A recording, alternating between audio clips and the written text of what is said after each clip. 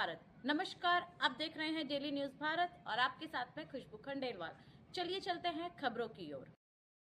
नमस्कार, आप देख रहे हैं डेली न्यूज भारत, जज्बा बेधड़क दिखाने का। आइए आपको लेकर चलते हैं इस वक्त की सबसे बड़ी खबर की ओर। सबसे बड़ी खबर आ रही है बहरोड से, जहां पर बलजीत यादव कर रहे हैं शक्ति रिजॉर्ट में एक प्रेस कॉन्फ्रेंस। वहीं आपको बता दें कि दलित युवक के साथ मारपीट के मामले में बलजीत यादव ने जसवंत यादव और उनके बेटे पर लगाए गंभीर आरोप। और क्या कुछ कहा बलजीत यादव ने, आइए सुनिए जरा। को सस्पेंड किया गया और जो मौजूदा जनप्रतिनिधि है जसवंत यादव, उसने दो जो लड़के पकड़े थे जैतपुरा के, उनको छुड़वाया।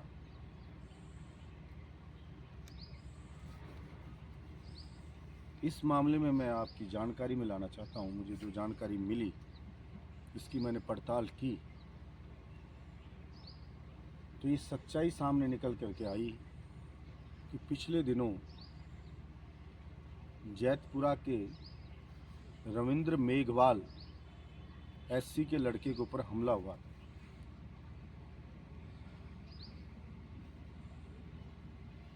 और उसने अपनी एफआईआर में ये लिखाया था कि डॉक्टर जसवंत और उसके बेटे ने ये हमला करवाया। और घटना स्थल पर डॉक्टर जसवंत यादव के बेटे को भी देखा गया। मुझे ही पुलिस के कुछ अधिकारियों ने बताया कि जो सीकर डिस्ट्रिक्ट के लड़कों ने हमला किया था उस एससी के लड़के रविंद्र मेघवाल पर, उनको पुलिस ने अरेस्ट किया। और जब उनसे पूछताछ हुई तो उनसे जानकारी निकली कि जैतपुरा के जो दो लड़के जिनको पुलिस ने कुछ दिनों पहले डीएसटी ने अरेस्ट किया था, पूछताछ के लिए लाई थी डीएसटी, जो भी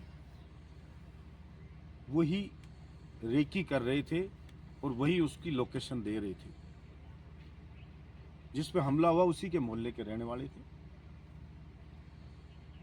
उनको डीएसटी लेके आई तो उन्होंने ये जानकारी दी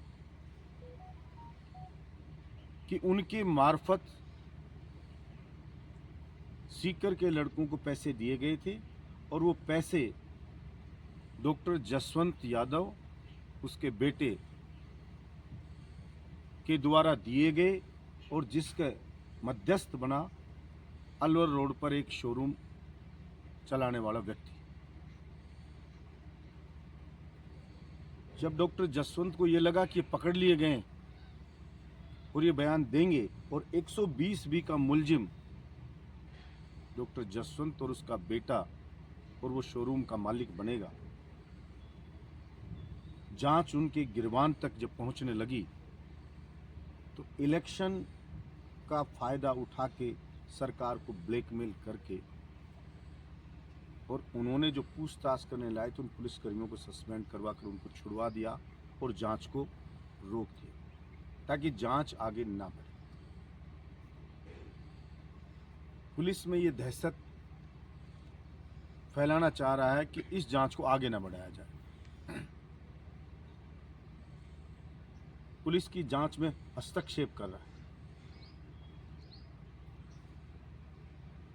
मैं पुलिस विभाग के उच्च अधिकारियों को और सरकार को कहना चाहता हूं कि गरीब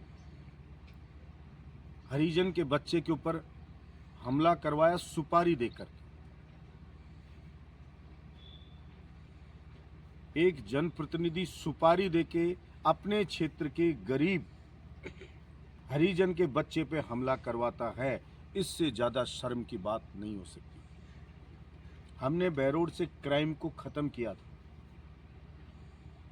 बाहर के जो गुंडे आते थे उनको रोका था, खदेड़ा था। मौजूदा जनप्रतिनिधि बाहर के गुंडों को सुपारी देके खुद के क्षेत्र में आमंत्रित कर रहा है।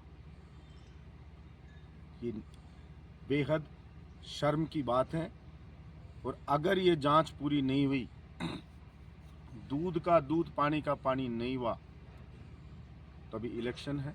इलेक्शन के बाद हम एसपी का घेराव करेंगे, जयपुर में डीजी का घेराव करने जाएंगे। मेरी मांग है सरकार से और पुलिस विभाग से कि गरीब हरिजन के बच्चे को न्याय मिलना चाहिए, और दोषी डॉक्टर जसवंत है तो वो जेल के अंदर जाना चाहिए। उसका बेटा दोषी है तो जाना चाहिए, जो प्रथम दृष्टा साबित हो गया कि वो इस घटना में इन्वॉल्व हैं, उन्होंने पैसे दिए हैं और वो दोषी हैं। इसलिए जांच निष्पक्ष होनी चाहिए। आशा रखता हूं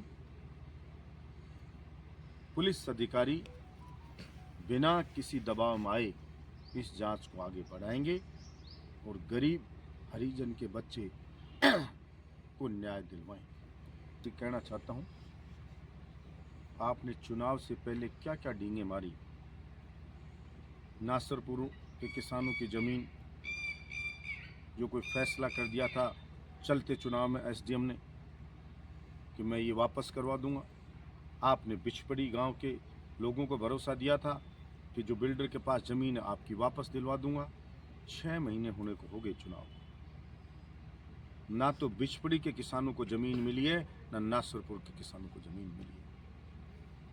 आपने झूठा बरगलाया।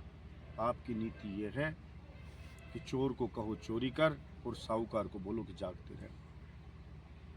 RAA से फैसला हुआ और रेवेन्यू बोर्ड से आपने फैसला पलटवा करके, और जो आप तथा कथित कह रहे थे जो लोग कि उन्होंने जमीन ले ली, आपने उन्हीं के फेवर में करवा दिया।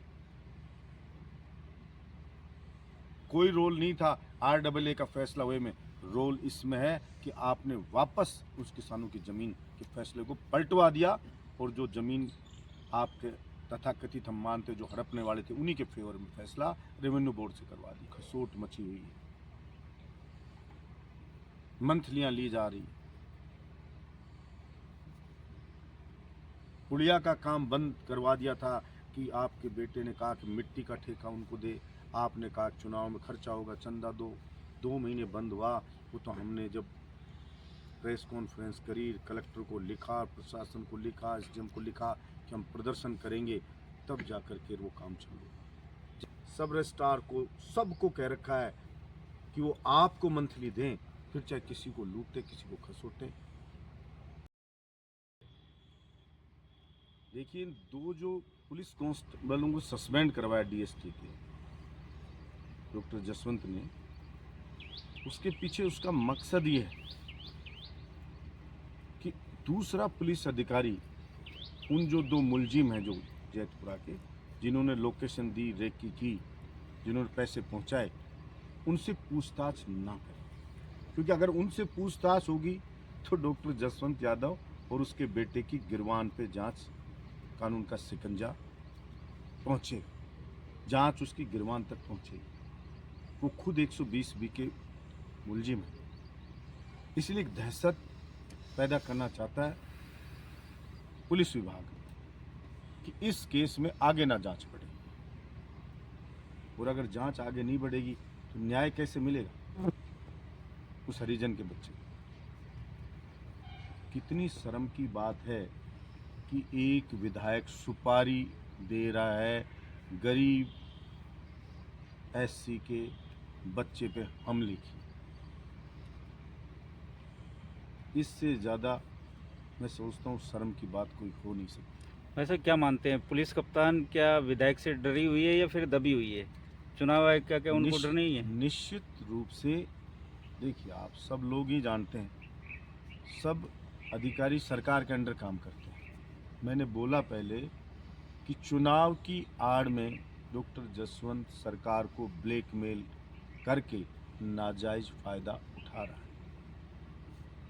और वो नाजायज फ़ायदा ही है कि पुलिस कप्तान पे दबाव बनवा के उनको सस्पेंड करवाएगा। जो मुलजिम थे, जो आरोपी थे 307 के हमले के, उनको 151 में बंद करके छोड़ेगा।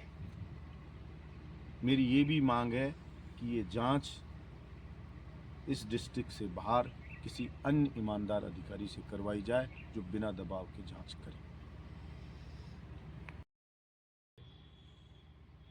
देखिए, इन दो जो पुलिस कांस्टेबलों को सस्पेंड करवाया डीएसपी के डॉक्टर जसवंत ने, उसके पीछे उसका मकसद ये है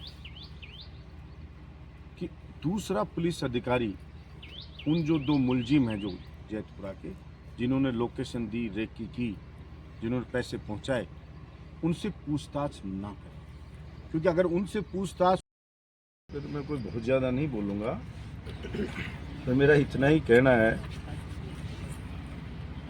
कि डॉक्टर जसवंत यादव है, वो लगातार लोगों को अपमानित कर रहे हैं। कभी वाल्मीकि समाज के खिलाफ गाली गलौज करते हैं, कुछ समाज को गाली देते हैं, कभी देवनारायण भगवान की जय बोलने वालों को गाली देते हैं, कभी गरीब हरिजन के बच्चे पे हमला करवाते हैं,